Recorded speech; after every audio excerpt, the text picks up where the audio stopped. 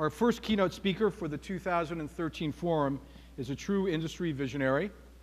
As chairman of the board and chief executive officer of Monsanto, Hugh Grant leads his organization to help farmers around the world increase crop yields while conserving critical resources, including water, soil, and energy.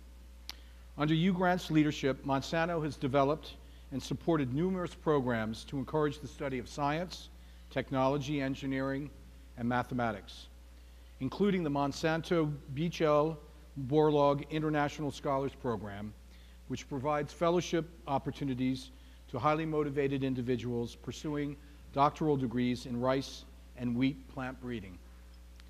The scholars who are recipients of this scholarship program, gain the leadership skills, education, and tools to improve lives around the world by enhancing the future of rice and wheat production. Hugh Grant is recognized internationally as a leader in the fields of science, innovation, and technology. It is an honor to have him with us here today in order to set the context for this forum, for the conversations and debates we will be having together over the next 3 days. Before his coming to the podium, I would ask you to enjoy the following video that Monsanto has prepared for the participants of the forum. And at its conclusion, please welcome Hugh Grant as he comes and delivers his keynote address. Thank you.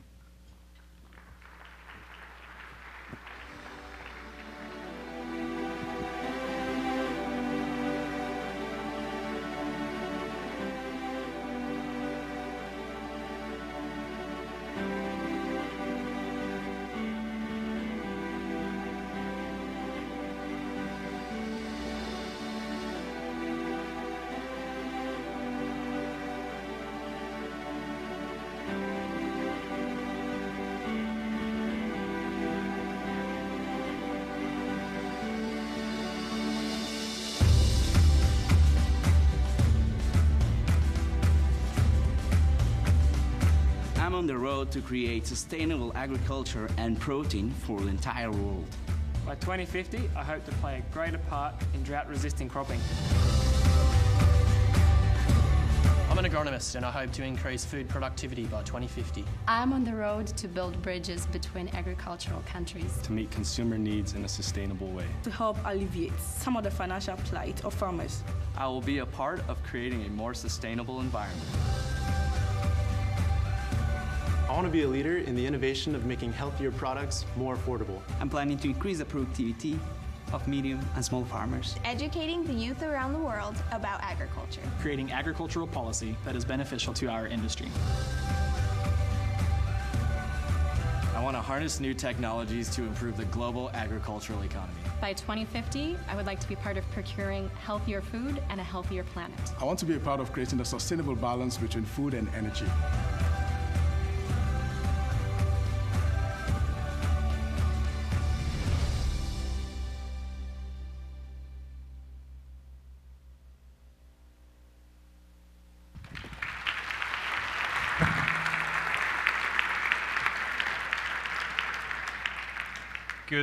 Good afternoon, Atlanta. Good afternoon to IFAMA. Thank you very much for the kind invitation. I'm very, very pleased to be here. I love the video. I love the energy. I love the youth and the upbeat nature of it. And it really it kind of describes the challenges, but it feels a whole lot more like opportunity than challenges to me. So IFAMA, a very cool organization. I don't need to tell you that. That's why you're here. And it's a cool organization because you focus on solutions, you focus on the future, you look at innovation. And it seems to me that's the nature of what we do. I like the video because it sets the challenges. But so often these keynote speeches, this kind of thing, 99% of the speech talks about the problem. And then the last 5 minutes is the solution. So I think by doing the video, it means I don't need to talk about the challenges. We all know it. We all make the same speech. I sat through the student case competitions that Mary referenced. I don't know how many of you did that. but the passion, the talent, the focus and solutions is really humbling. And I think Muti, the tomato business, is in really good hands. So I hear the winners are going to be picked tomorrow at lunchtime. It's going to be a long wait for the teams, and I wish them the best. They did a great job today. So, agriculture, a bunch to do. Agriculture is really at the crossroads. We're at an intersection in many ways. So, compared to not too many years ago, agriculture now is prime time. There's more people interested in agriculture than ever before. Often they don't know much about agriculture, but they're really interested. And that's a juxtaposition, because it means that although they don't know much, they do have an opinion, and that opinion needs to be heard. So as we think about this little world that's forever turning, it's warmer, it's drier, it's hungrier, it's thirstier, it's dustier. There's now also a new competency that we all need more than ever before, and that's the ability to communicate. So we need to address the challenges in the video, but as an agricultural industry, we need to get much, much better, I think, on how we communicate. And we need to talk much better about the what, the how, and the why of agriculture, more than we've ever done before. So we're at a crossroads, and I think we're all looking at the same intersections, we're all looking at the same fork in the road, and the question is, how do you satisfy demand by 2050? My guess is that a piece of the solution on this 2050 challenge that IFAMA has set is it rests more on people and talent than it ever has before, and Mary mentioned that in our introductory talk. We had dinner last night. We had dinner with about a dozen people, leaders from across the ag chain, from all different walks of life. The words that I took out of the dinner, and it was a fun dinner, but the words that I took out were talent, cooperation, people, youth, women, education, and fourth graders. You say, why fourth graders? Well, when you set a 2050 goal, you have to start pretty early in the education curve, but we talked about fourth graders and how do you improve science education here in the US, but around the world? And it really starts somewhere in that third or fourth grade at school. So how do you feel about 2050? How do you feel about 2050? I take that as a resounding yes. I have to tell you, for me, it kind of depresses me a wee bit. You know, in 2050, I'll be 92. For some of the people that I've met today, if you're 23, you'll be 60. So 2050 is a long haul. It's a long way from here. I think to me, it's a bit too depressing. But I think 2050 is far enough out that it sets a trend line from here to there. Here's a few numbers. These are the only numbers I'm going to give you in this talk. Nigeria in 1970 had 57 million people. Nigeria in 2050 is projected to have 389 million people. Tanzania in 1970 had 14 million people. Tanzania in 2050 is projected to have 139 million people. The reason I call out Tanzania and Nigeria is when I'm 92 and you're 60, Tanzania and Nigeria will be number 3 and number 5 on the most populous places on earth. Go figure. I mean, that's one for cocktails tonight. Japan peaked in 2010 with 126 million people. China is projected to peak in 2025 with 1.4 billion people. And India will peak a little bit beyond the IFAMA timing in 2060, when I'll be 102, with 1.6 billion people. So Nigeria and Tanzania are on the move. That's the numbers section. So a big piece of this conversation is around agriculture as a career and the talent pool that exists and how we build on that. towards 2050. I have to tell you, when I started in agriculture, it was the road less traveled. And agriculture then, and I know many of you experienced this, you go to parties and people would say, what do you do? And you say, oh, I'm in agriculture.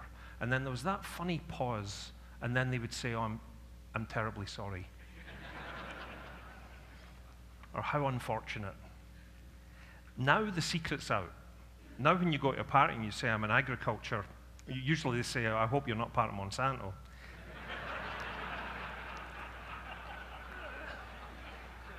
That was a joke.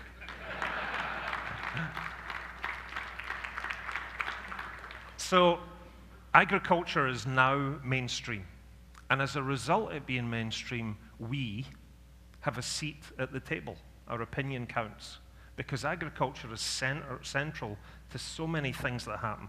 It's an industry that's global. I thought the nature of the internationalism of these presentations today just is very cool. It's the very fabric of life. It touches everything that we do.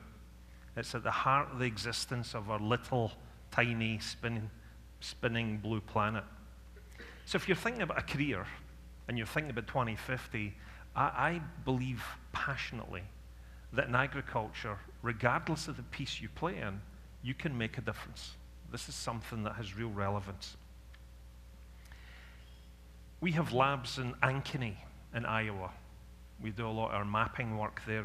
We do a lot of genomics there. When you walk into those labs, and I know some of you have, there's engineers, agronomists, bioinformaticists, molecular biologists, marketing people, robotics people. We have mathematicians that are building algorithms. And the really interesting thing is, one, the diversity of these communities. Two, they're working on a collaborative network that didn't exist 10 or 15 years ago. So it's not just who's the smartest who's the smartest person at the table. It's the interconnectivity of these tables. And that's new for our industry, I think. So this is the place to be. And this is an industry that really needs you at the moment, working together to solve common goals and really significant challenges. So no agricultural presentation would be complete without talk about the weather. It's kind of part of the religious principle. We always talk about the weather. So last spring started really wet, kind of like this spring, late and wet, and then flipped. And right around now, it got warmer and drier, and drier and drier and warmer.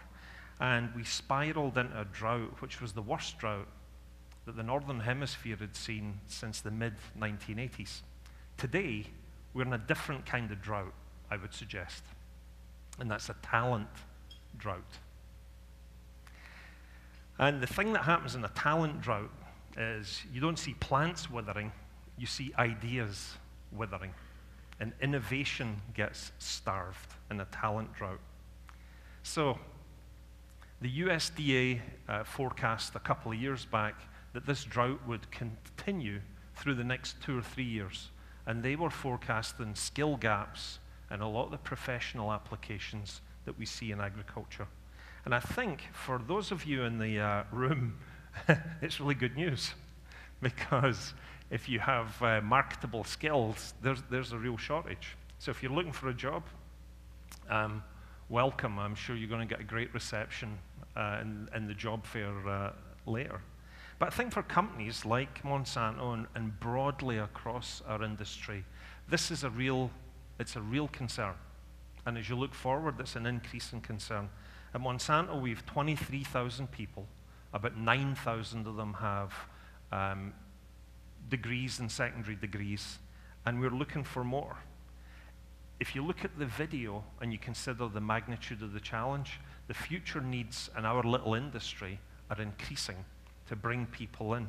The future innovation path in our industry is entirely built on this foundation of education and professional skills. And there's so much more that we need to do to bring solutions to growers to help them deliver on the challenges that they face in the coming years.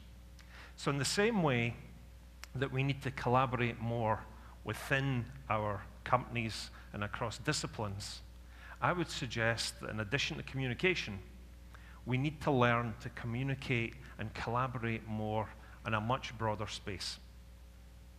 The video looks at problems that are bigger than any one company or any one institution can solve. They're bigger than any company or any institution or any government can solve. And it seems to me that the solution set, therefore, is going to lie increasingly on collaboration and how we build partnerships between public institutions, private institutions, and NGOs. And as we look out to 2050, and I think real soon, we have to figure out where the commonality lies rather than where the differences exist. Because it's in that commonality that will unlock some of these solutions.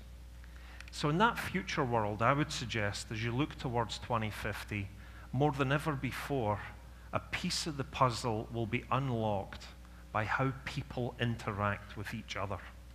And that's why I'm such a big fan of what happens here at IFAMA. If you look to the future, I think we're going to develop systems that don't exist today.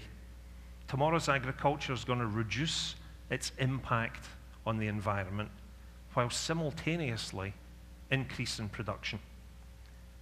This new field of precision agriculture, I think, has tremendous opportunities in leveraging data much more effectively at a much more granular level and helping growers make better decisions faster. But that will come only through collaborative nature as data sets are combined and compiled. This can't just be large-scale agriculture. These benefits need to flow to smallholders at the same time, at the same pace, with the same accuracy, regardless of size or location. So in this new system, in this new world, as we look towards 2050, you see a world where every plant counts, where the optimization of the yield of every plant counts. But perhaps more importantly, and a piece that we've missed, is every person counts as well. And it's the linkage between those two that unlocks capacity and yield. Norman Borlaug, who many of you know, and who was a rock star in agriculture and an extraordinary human being, was a Nobel laureate. He was an Iowa native son and was credited conservatively for saving 1 billion lives. Norm talked about there's no miracles in agricultural production. And I think that's true whether we look at 2050 or 2030. There's no miracles. This is tough, patient work with no shortcuts. Norm worked in the fields of Mexico, and he worked alongside peasant farmers, and he watched the grind that they went through every day, and he experienced their struggle up close. Julie, his granddaughter, is here today, and Julie would vouch that Norm was impatient, pathologically impatient. And when he heard things like, it can't be done, or it's never been done this way before, he saw that as a challenge. That was the starter's gun. If he was here and we were talking about 2050, Norm would like the idea of it. His question would be, what are you going to do tomorrow? What are you going to do tomorrow that impacts 2050? So for the young people here, and that's the reason that I think IFAMA is so cool. Because of the young people that are here, my request, and I think it would be Norm's, is think bigger, much, much bigger, because the challenges are gargantuan. Think about bold thoughts, and for goodness sake, go faster. Don't wait until you're 60 or you're 92. Norm had an uncanny ability to tap into the young. He saw the entrepreneurs in young people, and he saw the freedom in their spirit. In 2009, to honor his spirit, we started the Monsanto Beechill Borlaug Scholarship Program. We put $10 million in, and it focused on wheat to honor Norm, and rice to honor Henry Beecher. And these are two of the most neglected crops when it comes to plant breeding. They're underserved. And the idea was and is, that this would spark new innovation in wheat and in rice. In the last 4 years, we've had 52 scholars in 21 countries who are actively involved in this program. And I'm really pleased that I had the chance, dinner last night and lunch today, to have a chance to catch up with Daniel Cadell and Sarah Battenfield, who are two of the Beecher Borlaug scholars that are with us today. And I wish them the very best in the work that they're doing to unlock opportunities in the future. There's a bunch more to do. So today at IFAMA, I'm really pleased to announce that we will recommit an additional $3 million to the program, to take it now to $13 million, to continue this funding on rice and wheat research in the future. The goals are the same. It's that thing about tough, patient, long-term focus. So the goals are the same. It's for new ideas and new opportunities in the wheat and the rice crop.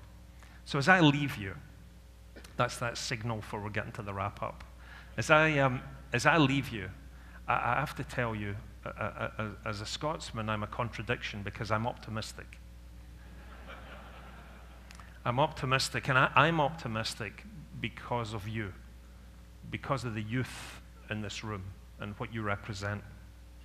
My ask to you would be, treat 2050 as a guidepost, because what you do in the coming days, months, and years shape irrevocably what your children and grandchildren will harvest in 2050.